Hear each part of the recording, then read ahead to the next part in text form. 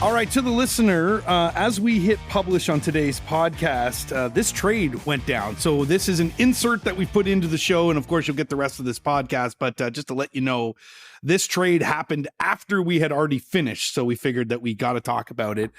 And J-Pat, the trade that I'm talking about is the Canucks sending the Islanders first round pick, the conditional first round pick that they got in the Horvat trade, and a 2023 second round pick to Detroit.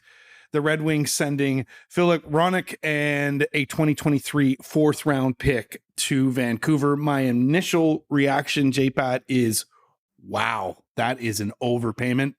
Tell me if I'm wrong. Well, I mean, we know that in this environment, finding right shot defensemen is difficult, and it's proven to be really difficult for the Vancouver Canucks. They moved Luke Schenn, but this is a different kind of player, different stage of his career, obviously. This is a piece that the Canucks think that they could build around. Filip Hronek is 25 years of age, turned 25 in November. He's a Czech.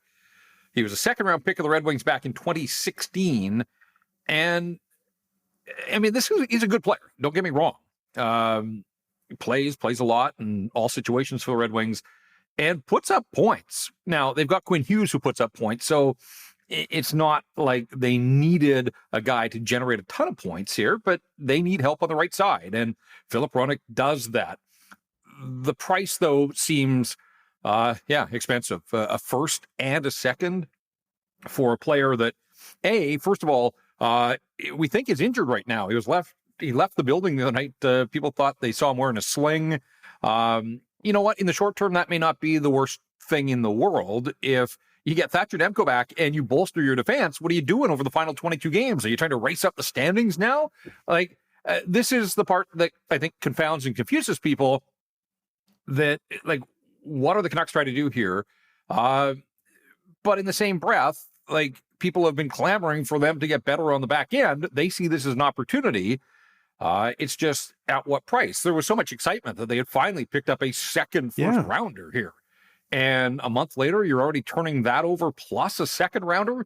I mean, there was excitement that the Canucks had accumulated with the Schenn deal more draft picks in the first 4 rounds of a draft than they had ever had in their history. And poof, just like that, 2 of their biggest assets in terms of draft capital are gone. So, do they need to get better on the right side of the defense? Absolutely, 100%. Are they better on the right side with Filip Hronek? Yeah, sure they are. But was this the time? Was this the player? I think there was a lot of hope in the circles of Canuck fandom, at the very least, that, they were going to continue to plummet down the standings here. And we're going to get a high pick, getting the lottery, hope and take your chances. But it looked like the Canucks are going to get a top 7 draft pick at the very least in, what's thought to be a really good draft. And then if the Islanders pick falls to them, they were going to have 2 picks in, the top half of the first round of the draft. And so the thinking was take the best player available with that first pick.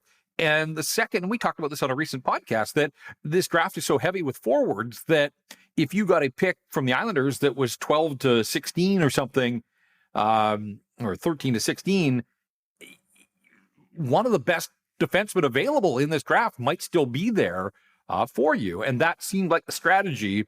And, take a first round draft pick and use it and add that to a very thin prospect pool. So I don't know. I mean, this one, again, sort of feels like a trapped in the middle. Hronek's 25. He's not old, but 25 is not young in today's NHL either. And I guess that's the concern is, and I know Rutherford and Alvin have talked all about this age range of, guys that are 25 and under. Well, he's at the top of that range. He's the 25 and the 25 and under. And I think the hope was that if they're still a few years away from their true contention window, that maybe you would get somebody a little bit younger. But I do like the player. The player is effective. He is. But at what price? And the price that they have elected to pay is a first and a second. And sure, they get a 4th rounder in return along with the Hronek. But I don't know. I mean, my first glance is, yikes, that just feels like a really steep price to pay for this player. He'll be an RFA after next season, so they'll still control the player. What I really want to know is why now? Like, and I know you said, like, what are they trying to win games or whatnot? But like, why do this trade now? Could you not have done this trade in the summer and perhaps got him for like a first and a second? And the fact that it could be a lottery pick as well. Like, I don't know, man. I don't understand this one. And you'll hear on this podcast here, we talked about the amount of draft picks that they did have. And of course, there'd be 2 now taken away from that 7 that they had in the first 4 rounds. But I mean, we talked about how they do need help on the back end, but this is a head scratcher, J-Pat. And we complimented this management team on this pod saying they're doing some good work. I don't know about this one. I think one thing that's clear here is the Detroit Red Wings got shellacked by the Ottawa Senators twice this week.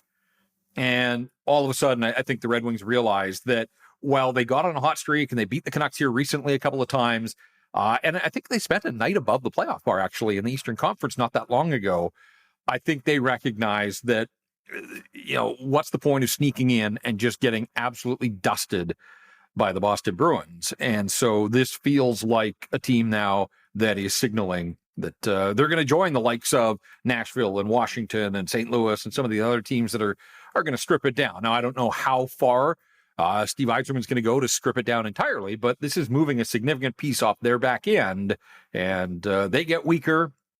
Again, the Canucks, in theory, get better. Now, if Hronek is injured and can't help them in the short term, so be it. But that's part of this, too, is that you just got Thatcher Demko back. I think there's a fear that Demko is going to come back. They're going to play the daylights out of this guy. He's going to play a lot. He's going to play well. He's going to win them hockey games, and people don't want that right now. And now, their biggest weakness all season has been the defense in front of whichever goaltender.